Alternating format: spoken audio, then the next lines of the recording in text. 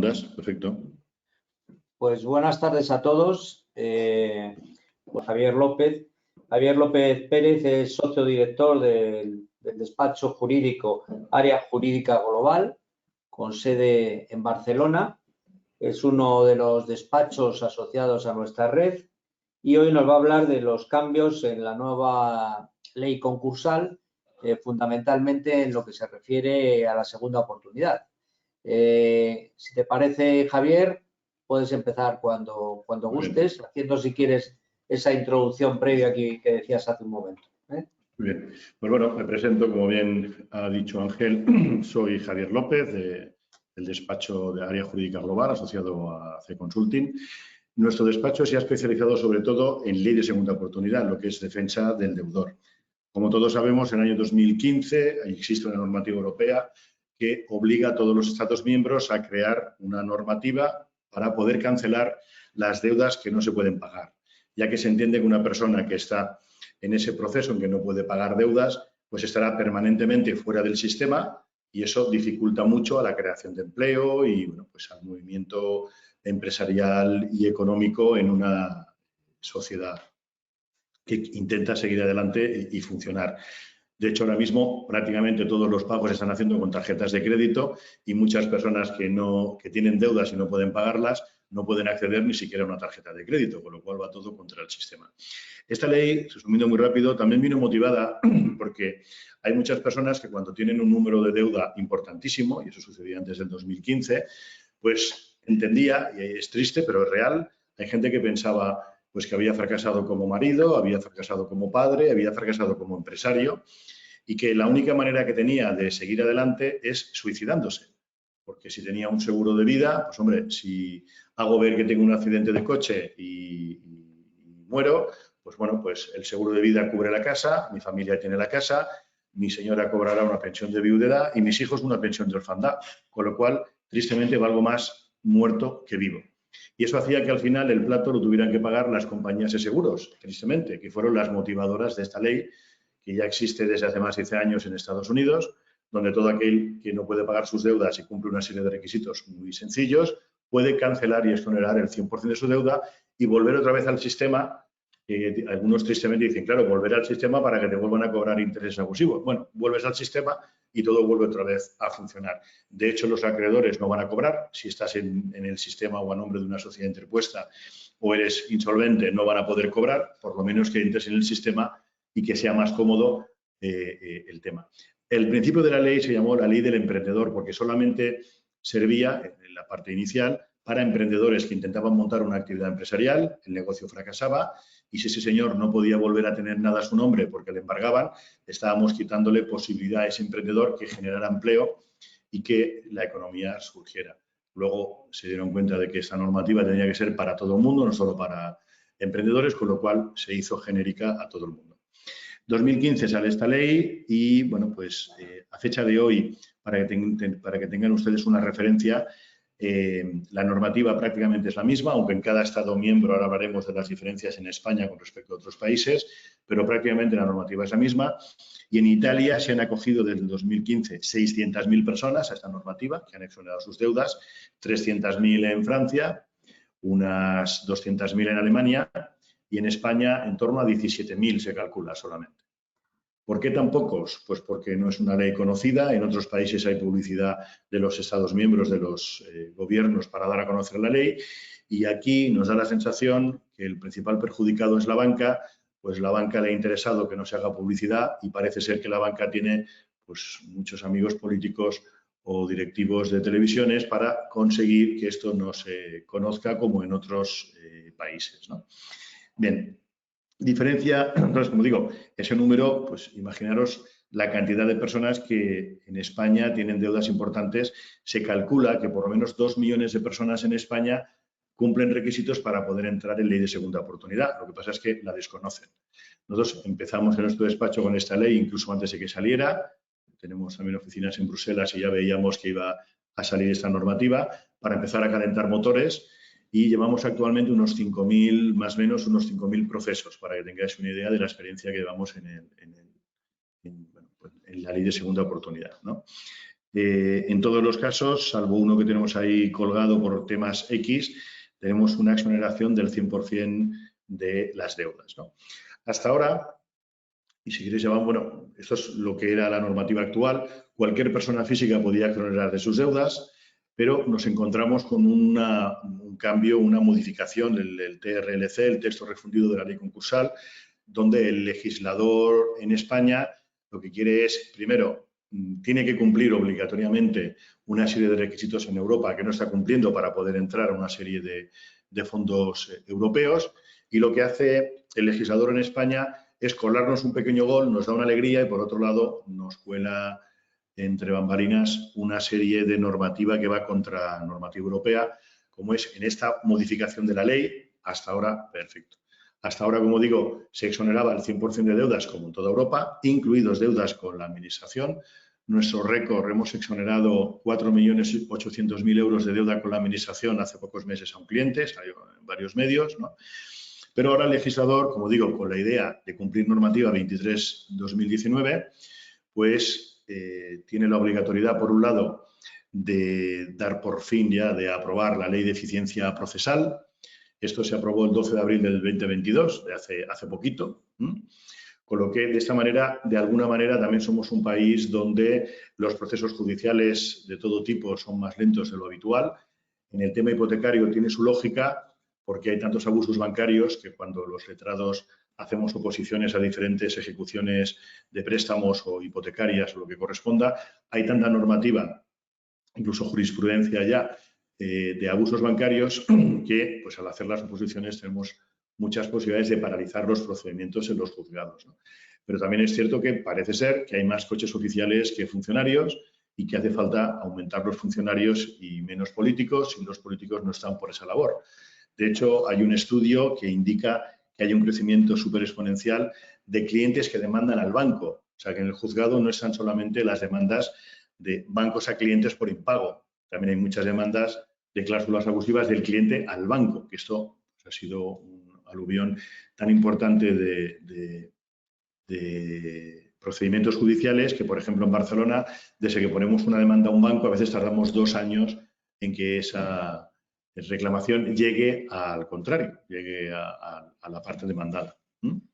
Pero, en fin, se mira esa eficiencia procesal, mirando de que los procesos sean más rápidos y motivando a los juzgados y supuestamente reforzando el personal que sea necesario. Perdón. Y, por otro lado, la Directiva 23/19 también nos pide que tenemos que acercarnos más a la materia concursal que hay en la comunitaria. Pero aquí, como digo, el legislador nos cuela un gol. Por un lado, hacen esa modificación de la normativa, que los procesos sean más rápidos. De hecho, lo iremos viendo en diferentes páginas, ¿no?, de la presentación, donde la idea es que el proceso pase igual que en Italia o igual que en Francia. Vaya, me disculpáis, sabéis que se modificó esta presentación porque estaba con COVID. Ya estoy al 99, pensaba que al 100, pero estoy al 99. Entonces, como digo, el legislador, ¿qué es lo que hace? Pues acerca más esta legislación al modus operandi que tenemos en Europa, de tal manera que, según normativa actual, luego veremos las complicaciones que tiene, pues el procedimiento de ley de segunda oportunidad a partir de ya. ¿Cuándo es ese ya? Pues se prevé que no sea antes de septiembre, porque, primero, no se reúnen, pues tienen que reunirse los ministros y esto supuestamente no lo harán hasta después de agosto para lo definitivo, y los jueces también necesitan un periodo mínimo de adaptación, con lo cual es imposible, por lo menos así nos lo dicen los jueces, los magistrados en Cataluña, que esto pueda ser efectivo antes de septiembre, con lo cual todo el mundo que ha entrado con normativa anterior, que todavía está en los juzgados, seguirá con normativa anterior. Y las personas que se incorporen a partir de septiembre ya será normativa actual.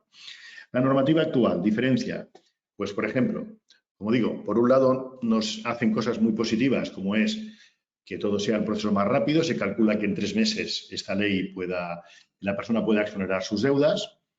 Para entrar ahora mismo en ley es obligatorio que haya un gabinete jurídico, un abogado que lleve el tema. No es obligatorio que haya un procurador, pero sin embargo con la nueva legislación lo que quieren hacer es que no sea necesario, o sea, a partir de septiembre, para entrar en ley de segunda oportunidad no será necesario acudir a un abogado. El propio cliente, que se supone que es un conocedor de la legislación, que se conoce, que sabe cómo funciona Internet perfectamente, a través de una página web del Ministerio de Justicia, podrá inscribirse, seguir los pasos, presentar documentación y exonerarse sus deudas sin necesidad de tener asistencia jurídica. Eso es alucinante. Entendemos que al final esto pasa igual que en las inspecciones de Hacienda. No es necesario que el cliente venga con abogado, pero nosotros, un departamento que tenemos también de inspecciones fiscales, el cliente prefiere ir con un profesional que no solo a que le muerda el lobo, ¿no? Al pobre corderito. Entonces, aquí, como digo, la nueva normativa hace que el cliente vía online se pueda presentar toda la documentación sin necesidad de letrado, lo que hará supuestamente que vaya todo mucho más rápido y hayan miles de personas que se den de alta. Ahora bien, como no cumplan requisitos o no presenten bien la documentación, no podrán presentarse hasta dentro de 5 años, porque podrán no exonerarse las deudas por no haber presentado bien la documentación. Y mientras, como digo, el Ejecutivo, el legislador, nos mira este tema, por otro lado, no se esconde la posibilidad de que las deudas públicas se puedan exonerar. Esto va contra normativa europea, lo sabemos todos, se han presentado diferentes escritos a Europa. Calculamos que en año y medio, 2 años máximo, Europa nos tire de las orejas y esas deudas públicas también se exoneren. Pero de momento, a partir de septiembre, las deudas públicas no se podrán exonerar, salvo aquellas personas que hayan entrado en el procedimiento antes de septiembre. Entonces, con lo que, si todavía el proceso sigue, pues podremos acogernos a ese plan de pagos que teníamos antes también con las administraciones. Pero a partir de septiembre ya tenemos como negativo, deudas públicas nos exoneran como máximo 1.000 euros en deudas con Hacienda la primera vez. Una primera deuda con Hacienda de un máximo de 1.000 euros. El resto de deudas no se exonerarán. Entonces, las enmiendas que se tienen que aprobar, pues claro, estamos ya en mayo prácticamente, y claro, como se reunirán los ministros, se calcula que en julio no hay reunión, en agosto duermen, pues en septiembre veremos a ver, por eso digo que no está del todo claro, está la normativa, pero luego hay que cumplirla y hay una serie de enmiendas que se tienen que aprobar, con lo cual estamos todavía muy en pañales, y así nos lo dicen los magistrados, ¿no? ¿Que se pueda aplicar el 1 de septiembre? Pues es lo que motivan desde el Ministerio de Justicia, pero tampoco lo tienen muy claro los jueces, ¿no? Preguntados a la Asociación de Jueces en Cataluña, para ellos lo más cómodo sería empezar en enero del 23 para tener tiempo suficiente para... Pero, en fin, desde luego, la Ejecutivo fuerza 1 de septiembre. Yo, a nivel personal, creo que hasta enero no se podrá poner en funcionamiento. Pero bueno, por lo menos ahí está el tema. Veremos igual en julio si se espabilan para activarlo y lo que nos mantengan informados, ¿no? Claro, como decimos, hasta ahora, bueno, hay una serie de pequeñas modificaciones, como decía, que no es perceptivo no es obligatorio que haya un abogado por medio, lo puede hacer el cliente directamente, que las deudas públicas, salvo los primeros 1.000 euros de Hacienda, no se exoneran, y el BEPI, que era el beneficio de exoneración del pasivo insatisfecho, pues pasa a llamarse exoneración del pasivo insatisfecho, como el EPI y el BLAS, pues en este caso el EPI, ¿no? Le quitamos la B del beneficio porque no es un beneficio, se entiende que es una exoneración directa. Los concursos se van a dividir en 2 grandes paquetes. Uno que va a ir por la vía rápida, que se calcula que en 3 meses, porque además pensar que en este de vía rápida tampoco va a haber ni siquiera mediación concursal, o sea, va a ir vía rápida. Eso sí, una vía rápida donde no pueden haber ningún tipo de activo. Por activo, como sabéis, pues que el cliente viva de alquiler, que no tenga vivienda y que tampoco tenga ningún vehículo a nombre suyo. Luego veremos las maneras y cómo poder hacer, que habrá que preparar al cliente para hacer una pre-ley, para que cuando entre en ley, ¿verdad? Lo pintamos, lo peinamos, le ponemos la corbata y luego nos hacemos la foto de comunión, porque si nos hacemos la foto acabados de levantar, pues igual estamos en pijama y no estamos bonitos. Por eso siempre hará falta un profesional que explique al cliente qué tiene y cómo tiene que estar vestido para poder entrar bien, ¿no? Pero el primero sería un concurso sin masa, se calcula que en 3 meses se exonere el 100% de deuda y sin ni siquiera un plan de pagos. O sea, que es decir, tengo estas deudas, no las puedo pagar. Ejemplo, el cliente que gana núcleo familiar 1.500 euros y tengo cuotas mensuales por valor de 1.000. Con 500 no puedo vivir, necesito 500 de alquiler, colegios, comer, calzar, vestir, pam, pam, pam, son 1.400 euros. Como no puedo pagar las deudas, directamente exoneración y consigo en 3 meses el EPI. Esa es la idea, que va ahí, como digo, sin mediación, sin que nadie lo revise.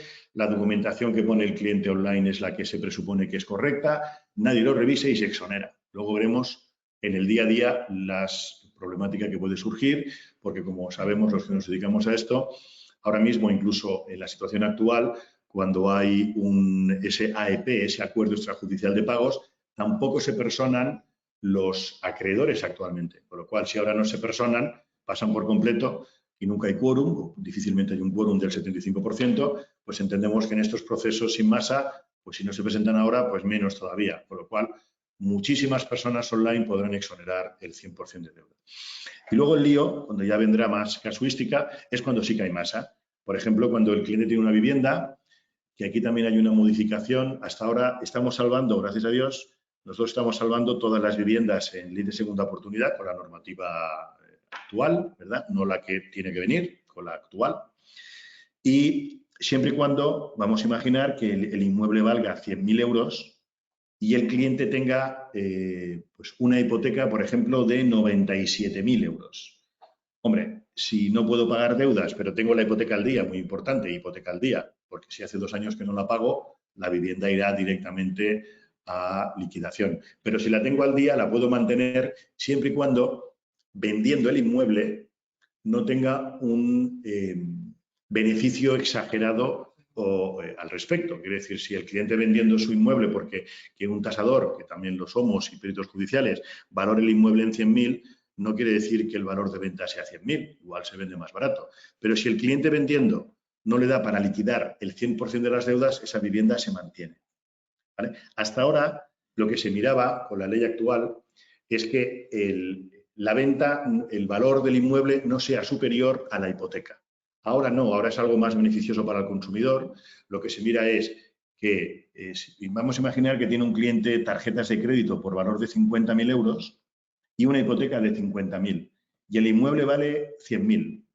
Bien, pues el inmueble vale 90, vamos a hacerlo más redondo aún, se mantiene el inmueble. En la situación actual, pues tendría que vender el inmueble de 90, pagar la hipoteca de 50 y el restante repartir entre los acreedores. Ahora no, porque lo que se ve es que si el cliente vende el inmueble, aun vendiendo, no sirve para pagar a todo el mundo. Luego, si no sirve para pagar a todo el mundo, la vivienda se mantiene. Y se quedará una hipoteca de 50, se exonera todo lo que no es crédito privilegiado y tendremos más posibilidades de mantener los inmuebles. Eso es lo que marca la normativa que entra en vigor, salvo que luego haya modificaciones o pero de momento esto es lo que se establece de lo leído y lo que entienden los jueces que tendrán que juzgar a la hora de decidir. Con lo cual, en el concurso con masa nos podemos encontrar con un vehículo y con una vivienda. La vivienda se podrá salvar, como digo, si tenemos un buen peritaje indicando que, repito, una cosa es lo que diga el catastro, como todos sabemos han cambiado las modificaciones, los valores del catastro desde enero. Yo tengo referencias, valores catastrales más caros que el precio realmente de compra del cliente. O sea, no solamente es el valor catastral, habrá que estar en contacto también con profesionales que también lo somos, en fin, peritos judiciales para que puedan dar un valor real de venta del inmueble. Cuanto más bajo sea el valor de venta y alguien lo defienda con un buen peritaje, más fácil que el cliente pueda salvar su inmueble. Aquí está el truco o aquí está la base de tener profesionales detrás y el cliente de forma independiente, si se da de alta, pues va a tener muchas dificultades si quiere salvar su patrimonio, se va de por libre, ¿verdad? Bien, con los vehículos, según los jueces, pues está más complicado, porque el vehículo directamente hasta ahora, la ley anterior, o la que actualmente está también en vigor, la del 2015, nos dice que si el vehículo es un único vehículo por familia, si el vehículo lo necesita la familia para el día a día y si ese vehículo tiene más de 5 años, pues yo he salvado de momento el 100% de vehículos. Ahora bien, si el cliente tiene 2 vehículos, es posible que uno vaya a liquidación. Pero claro, ¿qué quiere decir liquidación? Pues liquidación, tampoco vamos a entrar en un proceso de subasta complicado. Es que alguien lo ofrece, y nosotros somos los principales conocedores del procedimiento, pues yo a nombre del cuñado, a nombre de un hermano, del cliente, hago una propuesta de 500 euros o de 1.000 euros por el vehículo. como no hay una base de datos ni a fecha de hoy hay subasteros que estén mirando los vehículos uno por uno en todos los procesos, pues como no hay ninguna otra oferta, pues igual esa liquidación sale por 1.000 euros de un vehículo que igual vale 3, 4, 5.000 o menos. Bueno, pues hombre, si es un vehículo que valga 50.000, pues el administrador dirá, si alguien ofrece 1.000, que no corresponde. Pero igualmente también tenemos procesos de valoración de vehículos, pues nadie sabe si el vehículo está muy gastado o poco gastado o tiene el motor, que a veces hay clientes que tienen el coche para entregar porque tiene el motor roto, ¿no? Entonces, esa liquidación, como digo, tampoco es una liquidación muy complicada si luego quiere quedarse con el inmueble el cliente. Pasamos a la siguiente, serían las dos posibilidades, como digo. Sin masa, rápido en 3 meses, y con masa, donde hay que ir a un proceso de liquidación, pero también dice el legislador que el proceso no puede durar más de 6 meses. Luego veremos el día a día. Una cosa es lo que diga la normativa y luego los medios personales que tienen los juzgados al respecto. Por otro lado, muy importante, también se obliga a que nazcan esas alertas tempranas que se llaman, que es la capacidad de verificar esa insolvencia mediante un formulario digital. Como digo, esto tenemos que ir viendo esos formularios también, que todavía no está el formato del formulario, por eso digo que para septiembre lo vemos complicado que sea, ¿no? En este formulario digital, pues una persona que ya prevé, es como si fuera un preconcurso de empresa, pues de persona física, pues poder presentarse, poder poner toda la documentación y, bueno, incluso puede poner, como digo, toda esa información porque tiene una insolvencia futura, no actual, y tendrá un plazo de 2 o 5 años para poder entrar, como digo, en el concurso de forma directa. Repito, eso es lo que dice la normativa, luego veremos cómo lo hacen porque el formulario todavía no existe. Como decía al principio, no es necesario para ese formulario ni abogado ni procurador, siempre hablando, como digo, de la vía directa, ese concurso sin masa. Es directamente el magistrado el que verá si es vía directa, que no van a poder pagar y van a estar toda la vida y no hay masa activa, con lo cual no hay vivienda, no hay vehículo, fuera. No hay vivienda, pero hay un coche, pues ese coche tiene que salir, tenemos que liquidarlo. Oiga, señoría, tenemos una oferta de 1.000 euros por el coche. Perfecto, se vende el coche en 1.000 euros y liquidamos directamente, vamos por la vía rápida. El propio magistrado, sin necesidad de administrador concursal ni de mediador, pues declarará el concurso y la conclusión del mismo, cuando no hay masa, y si hay masa, repito, pues de la manera más rápida posible. Se darán 15 días para las alegaciones de los acreedores, que, como digo, si hoy en día que hay un mecanismo más amplio ni siquiera se personan, pues entendemos que tampoco va a ser tan fácil que se personen. Pero, en fin, vamos a ver esas alegaciones de los acreedores, si su señoría entiende que corresponden o no y a ver lo que sucede. Pero entiendo, como además la normativa obliga a las administraciones, al Ministerio de Justicia, a los juzgados, que aceleren procesos, pues entiendo que esas motivaciones, iremos viendo luego las alegaciones que pudieran hacer los bancos, pero entendemos, según nos dicen los jueces, que va a ser muy complicado que prospere cuando no hay más activas, como los concursos hoy en día, los concursos express, ¿verdad?, que difícilmente alguien que tiene una deuda puede intentar cobrarla cuando no hay capacidad, ¿no?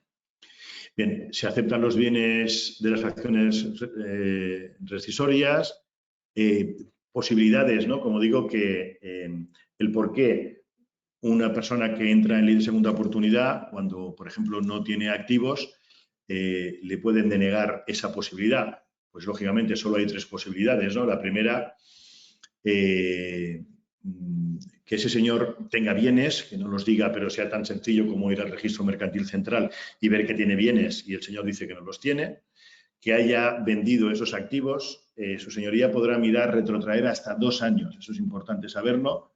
Luego se podrá modificar o no, pero es lo que dice la normativa. 2 años atrás. Quiere decir que podemos encontrar un señor que tiene una vivienda libre de cargas, hace una ampliación de capital a nombre de una sociedad, luego vende las acciones y si entra dentro de 2 años, pues cuando miren el registro mercantil, el registro de la propiedad central, miren hacia atrás, no hay activos en los últimos 2 años, podría entrar y podría colar perfectamente, porque no es, no, son 2 años máximo lo que se mirará en el registro de la propiedad. Si ese señor hace 1 año y pico que tenía algo y ahora no lo tiene, pues posiblemente, si no va a un profesional que le explica, espérese usted 6 meses y no tendrá un problema, pues ese señor no le exonerará, ¿no?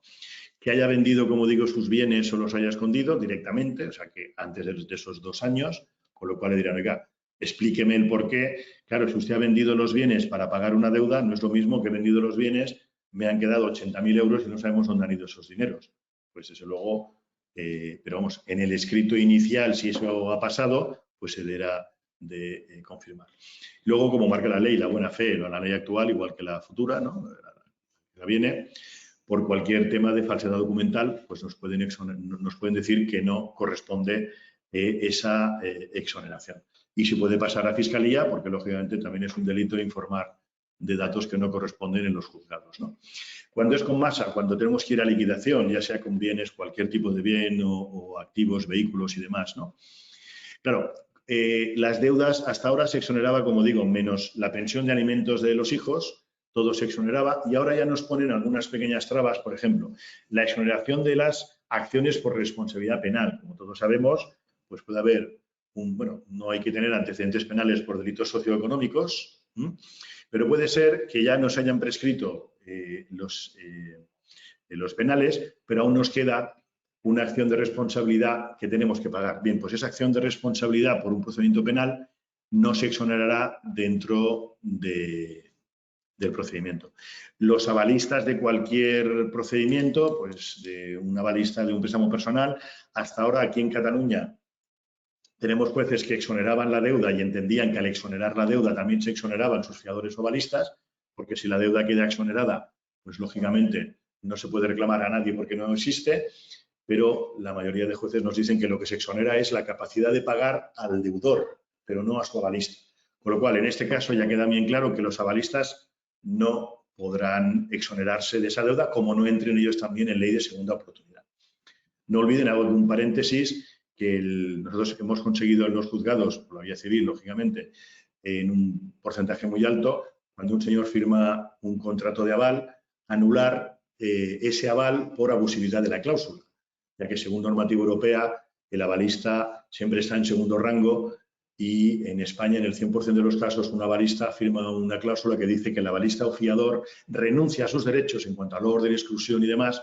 Esa renuncia a derechos va contra la normativa europea, cláusula abusiva se da por no puesta y cancelamos el aval por la nulidad de la cláusula que es abusiva de la hipoteca o del préstamo, pero no tanto por la ley de segunda oportunidad. Para exonerar a un avalista, o bien se hace este procedimiento aparte civil, o bien esta persona tendrá que entrar también, hay que ver su situación global, en ley de segunda oportunidad.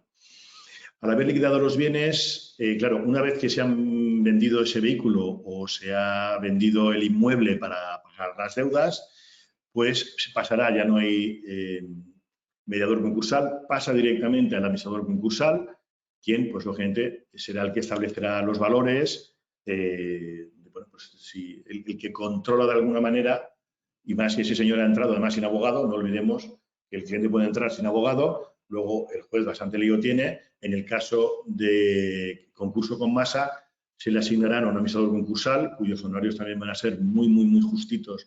Veremos a ver si luego a un administrador le interesa, pues poder gestionar de alguna manera ese control de esos valores, ¿no? Esto sí, lo que hace este sistema pues es que haga que el deudor tiene que estar totalmente digitalizado, ya que la conexión con la administración es vía online. Muchas personas ya casi de mi edad ya casi no sabemos, pues imagínate a alguien que no sea un profesional, lo tiene más complicado, ¿no? También, pues lógicamente, tendrá que conocer toda la jurisprudencia y cómo poder enviar. Entendemos que es muy complicado que una persona por sí misma pueda hacer todo este proceso y, bueno, pues como digo, se nos complica. Lo que decíamos antes, el hecho de que no sea necesario un abogado no quiere decir que no se necesite. Mucha gente reclama multas a través de un despacho de abogados cuando no es necesario y tenemos un número importante de inspecciones de Hacienda donde no es necesario y el cliente prefiere ir acompañado de un profesional, ¿no? Lo que decíamos antes, ¿no? La vivienda habitual se puede salvar. A fecha de hoy las estamos salvando en función de la valoración del inmueble y en la nueva normativa, que lo que busca es agilidad, pues también intenta de alguna manera proteger a ese consumidor.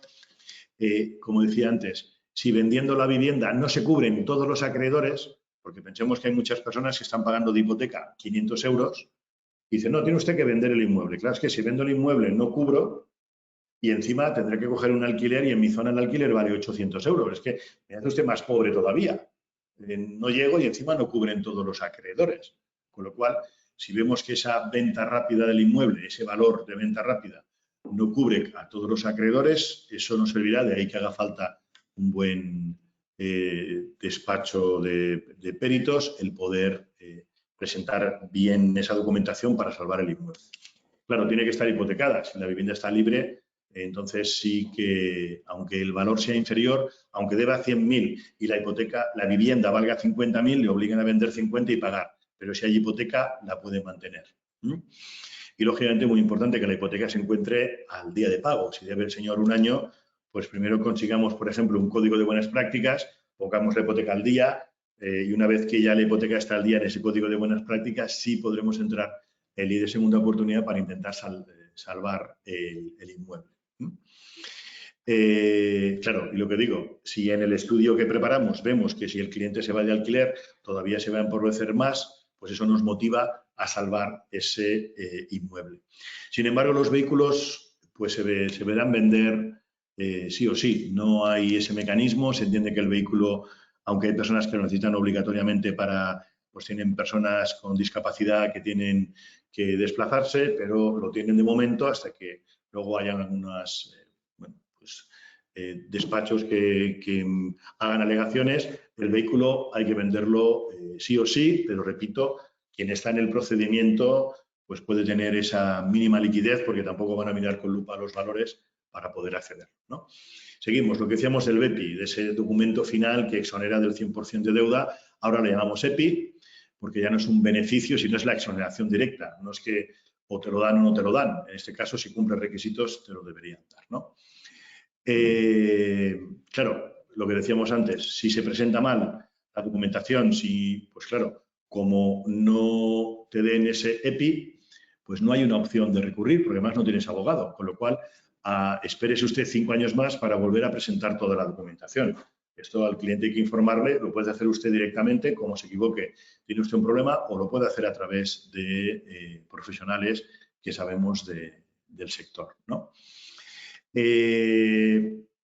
Como decíamos antes, deudas, haciendo otro resumen, deudas no exonerables, las derivadas de procedimientos por responsabilidad civil de temas penales, las pensiones de alimentos, que estas ya no se exoneraban antes, las multas de tráfico, que hasta ahora estaban dentro de ese plan de pagos de deudas públicas, las multas de tráfico no se exonerarán, y en cuanto al crédito público, Seguridad Social no se exonera nada y Hacienda a un máximo de 1.000 euros de la deuda tributaria.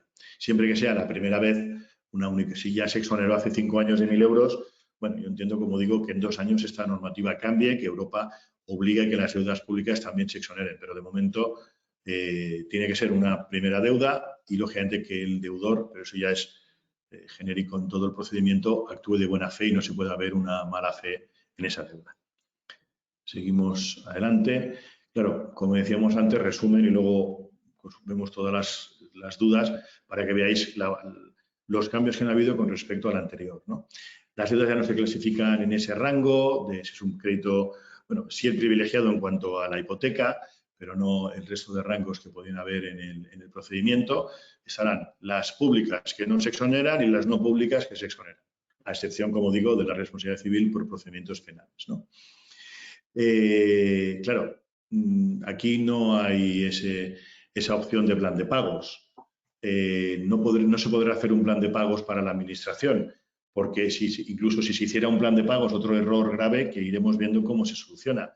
Vamos a imaginar que el cliente hace un plan de liquidación, liquida los inmuebles y pacta un plan de pago con los acreedores. Pero claro, si también tiene deudas públicas, como le embargarán todo, no podrá cumplir el plan de pagos, con lo cual una ley de segunda oportunidad con masa, con que va a liquidación, pues va a ser muy difícil que siga adelante si hay deudas públicas. Porque, repito, si le embargan todo, ¿cómo va a poder cumplir ese plan de pagos que había a 5 años? Eso, los jueces es lo que ven más, la imposibilidad de que esto funcione, pero como España tiene prisa por cumplir normativa y ha colado, como digo, un par de goles con el tema de las administraciones, pues bueno, lo sacamos adelante y luego veremos todas las alegaciones y cómo vamos aprendiendo sobre la marcha. Estamos todos un poco confundidos de cómo funcionará, pero no nos queda otra que seguir adelante, ¿no? Claro, la pregunta, ¿no? ¿Está la población española preparada para estos cambios? Pues, según estudios de la Asociación de Magistrados, se calcula que un máximo del 10-12% de la sociedad está capacitado para hacer todos esos trámites sin abogado ni procurador. Y yo diría que incluso, con todos los respetos al resto de letrados, el 10% de letrados está preparado para acompañar al cliente. Y no tanto el 10% de la población, yo creo que es mucho menos del 10% está preparado para hacer el procedimiento del solo. Como no se inventen, que igual también salen empresas vendiendo packs de cómo hacer usted la ley de segunda oportunidad, igual que venden packs los americanos de cómo entrar en YouTube, pues igual hacer cursos de packs de cómo presentarlo, ¿no? Pero de salida, desde luego, no hay esos conocimientos. Y el Estado, claro, ha cogido parte de esta, para sacar rápidamente esta normativa, bueno, una especie de código de buenas prácticas, perdón, para que cualquier persona, supuestamente, y es lo que le dicen a Europa, que cualquier persona, sin necesidad de abogado y procurador, con un procedimiento muy sencillo, podrá exonerar de sus deudas, y así Europa lo ve positivo, sin darse cuenta que nos cuelan el gol de las deudas públicas y que para nada va a ser un procedimiento tan sencillo. Obligando a este señor que tenga unos conocimientos, como bien dicen los jueces, como si fuera prácticamente una multinacional, ¿no? Es un poco el resumen rápido y general de lo que nos viene a partir de septiembre, que yo estoy convencido que será a partir de enero del año 2023. Esa diferenciación importante con lo actual. Todas las personas físicas que ya han entrado, que o ya están en Cámara de Comercio o ya están en notario actualmente, pues lógicamente, aunque dure lo que dure, como todos sabemos, hay muchos procedimientos de los juzgados civiles. Yo tengo casos que hace más de 3 años que están presentados en el juzgado de Hospitalet, que es el más lento de España, más de 3 años, a la espera del BEPI. Está todo cumplido, todo corresponde y estamos a la espera, ¿no? Pero claro, ¿qué pasa? Que si en septiembre sale esta normativa, todos esos procedimientos de golpe saldrán y toda esa faena que está es imposible, o sea, se seguirán acumulando con los temas anteriores, con lo cual no vemos que eso sea tan fácil, pero bueno, esto es lo que viene y todos iremos aprendiendo sobre la marcha. Muy bien. Creo que era la última exposición. Pues muchas gracias yo creo que por una excelente y clara presentación de lo que nos viene sobre el tema de la segunda oportunidad. Y vamos a dar paso al turno de preguntas. Mientras que la gente se anima, porque siempre cuesta un poco de trabajo que se vayan animando, yo sí te iba a hacer 2, fundamentalmente. Muy bien. Una, aunque de alguna manera yo creo que la has dejado entrever, en este caso España o el Gobierno de España, en mi opinión, está volviendo a incumplir la normativa europea y la directiva europea. O sea, ya lo hizo antes en el texto refundido de la ley concursal. Además, en un texto refundido que no se debe nunca legislar, sí que volvió a meter o metió de nuevo el tema este de la exoneración de las entidades de derecho público y ahora en este proyecto de ley vuelve de nuevo a incidir y no cumplir la normativa europea, ¿no? Sí, tenemos un gobierno que va a la suya y para lo que interesa somos europeos, para pedir esos fondos, pero son conocedores, nosotros hemos hablado con diferentes ministerios, son conocedores que esto es muy probable que se lo tumben en Europa, pero mientras se lo tumban y no se lo tumban, pues de momento las deudas públicas no se exoneran. Entonces saldrá la opinión pública de que las deudas no se exoneran, lo dirán en todos los medios de comunicación afines, que son todos, y si no les pagarán para que sean afines, y al final quedará en la mente del consumidor que las deudas de las administraciones yo había oído que no se exoneran. Con lo cual, paguemos primero Hacienda antes que o pidamos un crédito para pagar Hacienda y me exoneren el crédito del Deutsche Bank o del banco que corresponda, ¿no? Pero es lo que quieren, calar en la población de que esas deudas no se van a exonerar. Son conocedores que le tumbarán esta normativa, lo saben. Pero bueno, de momento es lo que hay para que las arcas del Estado sigan teniendo. Lo que no entienden es que eso, a mi entender, si un señor no puede pagar, indiferentemente, si no le exoneran las deudas, pues bueno, le enseñaremos a comprar una sociedad y poder trabajar a nombre de una sociedad, de una persona jurídica, porque si el señor todo lo que tiene se lo embargan, pues tendrá que buscar otros mecanismos para seguir funcionando y no entrará en ley. Y esas deudas de las administraciones tampoco se pagarán, se irán almacenando esas deudas. Pero sí, incumplen y son conocedores de ello. Y luego, al hilo lo has citado un par de veces y yo creo que es bueno porque quizá está un poco olvidado ese famoso código de buenas prácticas. Yo tengo la sensación de que con el paso del tiempo, esto salió en el 2012, se ha modificado, ha habido modificaciones posteriores, pero muchas veces yo creo que está un tanto olvidado. No sé si por tu experiencia y la de tu despacho, podrías decirnos un poco cómo está actuando la banca con respecto a este tema, ¿no? Bueno, me gusta esta pregunta, como dicen los expertos cuando les entrevistan, ¿no? Me gusta que me hagas esa pregunta, ¿no? Pues, vamos a ver, el Código de Buenas Prácticas, en primer lugar, un tema muy importante que seguro que pocos conocerán, porque yo mismo, como todos, ¿no?, he ido aprendiendo y me he dado cuenta. Recientemente ha habido una serie de sentencias del Tribunal Supremo, ahora hablamos de ellas, donde nos deja muy claro el Código de Buenas Prácticas. En primer lugar, es un código de obligado cumplimiento para los bancos que están inscritos, y son el 100%. ¿Vale? Y es obligado cumplimiento. La sentencia del Tribunal Supremo, ¿por qué? Pues había una sentencia del Tribunal Supremo motivada por la Audiencia Nacional que cogieron al azar, creo que eran 12.000 expedientes del Banco de Santander, pero esto claro, ha sido juzgado el Banco Santander, pero por ende tienen que cumplir todos los bancos. Bien, de 12.000 expedientes del Banco Santander al azar, que son ejecuciones hipotecarias, resulta que el 92%, creo que era, se demuestra que el banco, y la carga de la prueba es del banco, no presentó una opción de código de buenas prácticas antes de iniciar un procedimiento ejecutivo. Bien, pues la multa es una multa tonta al Santander de 450.000 euros, que eso lo gana al día, pero ¿qué sucede? Que se paralizan y podemos pedir nulidad de actuaciones del 100% de las ejecuciones hipotecarias, donde demostremos que, y la carga de la prueba es del banco, el banco no ha intentado hacer un código de buenas prácticas. Eso es muy importante. Es de obligado cumplimiento y se pueden paralizar ejecuciones hipotecarias si el banco no demuestra que lo ha hecho. Con lo cual, ¿podemos obligar al banco a refinanciar las deudas en un código de buenas prácticas? Sí, por ley sí, y hay sentencia reciente de finales del año pasado del Tribunal Supremo, con lo cual tenemos que darle más importancia. Por eso decía lo importante que es que un cliente, antes de exonerarse de sus deudas, vaya a un despacho profesional que le asesore, que es las siguientes campañas que tenemos que hacer los profesionales, porque igual no tiene la hipoteca al día, le conseguimos un código de buenas prácticas, entramos luego en ley y le salvamos el inmueble. Y como sabemos, código de buenas prácticas, el otro día firmamos uno de 9 euros al mes durante 5 años y el cliente pagaba 1.200 euros. Pues se le han quedado en 9 en función de los ingresos que tenga el señor actualmente durante 5 años. Bueno, balón para adelante, luego ya veremos qué sucede en 5 años. He conseguido algunos códigos de buenas prácticas renovarlos, porque el banco lo que quiere es balón para adelante cuando pasan 5 años y no se quiere adjudicar esos inmuebles. Entonces, ya hay veces que ya negociando con las entidades y demás, los que tenemos un volumen importante de clientes, conseguimos a veces temas muy interesantes. Por eso decía, el Código de Buenas Prácticas es de obligado cumplimiento para quien lo ha firmado, y son todos los bancos sin excepción.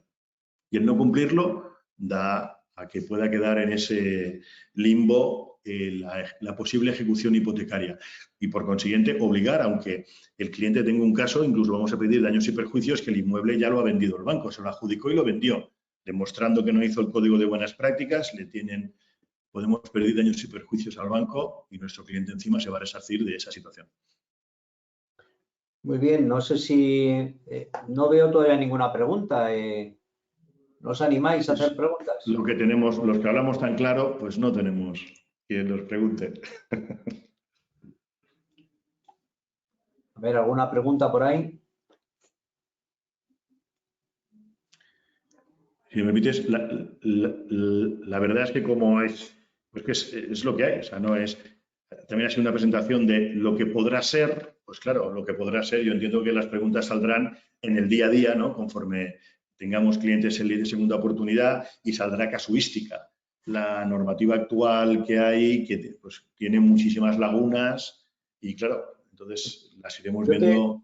Como la gente nos anima, yo te voy a seguir haciendo preguntas. Como para mí es un tema Claro que sí. también bastante apasionante. Hice una newsletter, yo creo que hace unos años, por cierto, la tengo que actualizar, ¿no?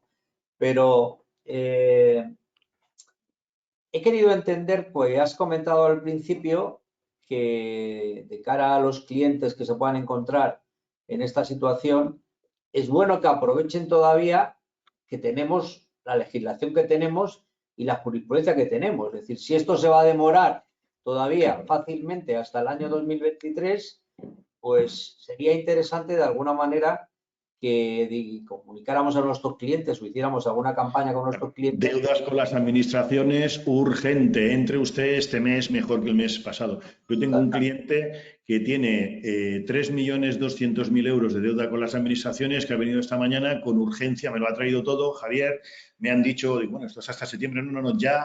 Ese señor ha perdido una subvención porque su gestor le presentó tarde la documentación un día. Entonces, viene con mucho miedo, tiene 3.200.000 euros de deudas con la Seguridad Social.